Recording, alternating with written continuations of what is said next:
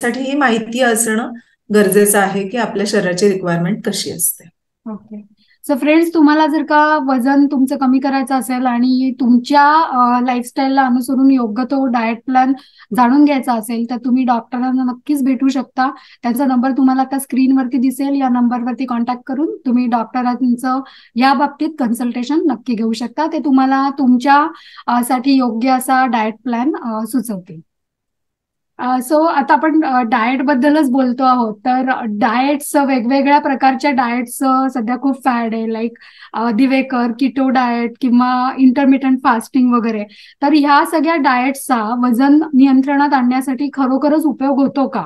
आणि हे सगळं टेम्पररी असतं का?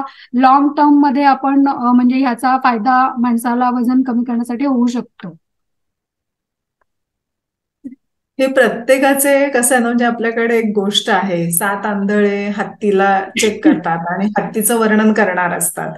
तर एक जो सोंडेला हात लावून बघतो तर तो म्हणतो की हा हत्ती म्हणजे नळीसारखा आहे. बरोबर. एक पायाला हात लावतो तो म्हणतो हत्ती म्हणजे खांबासारखा आहे. शेपटीला हात लावतो तो म्हणतो की हत्ती म्हणजे दोरीसारखा आहे. तर हे ऍक्च्युली ह्या सगळ्याचं कलेक्टिव्ह एक काहीतरी असतं. म्हणून मुळात प्रत्येकाला आपलं काय आहे हे कळलं, म्हणजे माझ्यामध्ये काय बदल होत आहेत हे कळलं की त्याप्रमाणे आपण प्लॅन करायचा असतो खरं तर.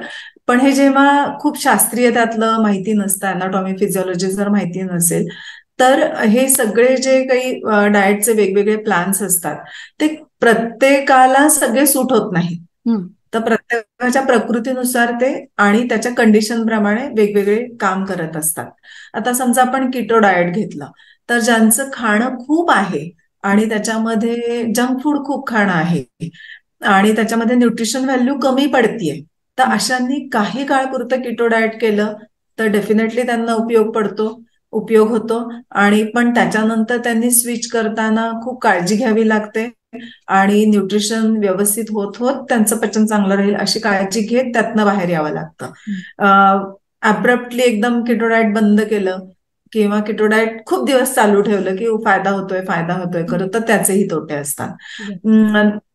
बाकीचे जे काही 2-2 तासांनी खा किंवा एकदम दोनदाच खा, असे वेगवेगळ्या ज्या व्हरायटी आहेत त्याला थोडं आपण प्रकृतीचं हे देऊ शकतो की पित्त प्रकृतीचा मनुष्य असेल की जो तापट आहे, ज्याला उष्णतेचा त्रास आहे, तर त्यांनी ते 2-2 तासांनी किंवा 2.5 तासानंतर म्हणजे स्टमक रिकामं झाल्यानंतर अगेन फील करायचं, ही त्यातली संकल्पना आहे. पित्त प्रकृतीचे लोक असतात त्यांनी 2.5 तासांनी खाल्लं तरी चालतं. त्याच्यामध्ये मग ते खाताना जे पोर्शन आहेत ते अगदी छोटे छोटे घ्यावे लागतात. म्हणजे जे तुम्ही जे काही जेवता एका वेळेला पूर्ण, तर त्याच्यातलं 1/4च मील एका वेळेला व्हॉल्यूम घ्यायचं आणि असं 2.5 तासांनी करायचं, तर ते त्यांना फायदेशीर होतं. कफ प्रकृतीचे लोक असतील तर त्यांनी जर असं 2.5 तासांनी खायला लागलं तर त्यांचं वजन कमी होत नाही, उलट वेगळेच फॅट वेगवेगळ्या ठिकाणी डिपॉझिट होणं हे त्यांचं वाढतं.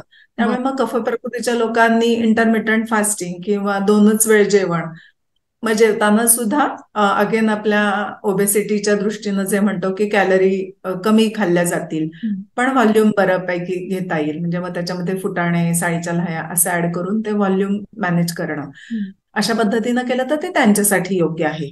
आता वातप्रकृतीचे लोक बघितले की त्यांचं सतत माइंड जे आहे ते चेंजिंग असतं. सो त्यामुळे त्यांनी म्हणजे त्यांनी मात्र ठरवावं लागतं की 8 दिवस मी आता याच पद्धतीनं खाणार, मग पुढच्या 8 दिवस वेगळ्या पद्धतीनं खाणार, म्हणजे ते पण सॅटिस्फाई राहतात आणि डेफिनेटली वजनावर पण त्यांना फरक चांगला दिसायला लागतो. ओके. सो आपल्या प्रकृतीनुसार आपल्या मनानेच नीट विचार करून आपण हे ठरवलं पाहिजे. म्हणजे एखादा फॉलो करतोय म्हणून आपण पण करून आपलं पण वजन कमी होणार असं याच्यात अजिबातच नाहीये, राईट? हो. आणि प्रकृती जर आपल्याला कळली नाही तर अगेन मी म्हणते जसं की एक असं कुठलाही एक प्रयोग तुम्ही चालू करा, 8 दिवस सलग करा. जर तुम्हाला कुणाचं कन्सल्टेशन घ्यायचं नाही तर 8 दिवस सलग करा. तुमची बॉडी काय बोलतीये, काय कशी रिॲक्ट करतीये एवढं तर ऑब्झर्व करा आणि मग त्याप्रमाणे ठरवा की हा हे मला सूट होत आहे, मग ते त्याप्रमाणे पुढे जा. बरोबर. बऱ्याच वेळेला ज्यांचं वजन वाढलेलं असतं ते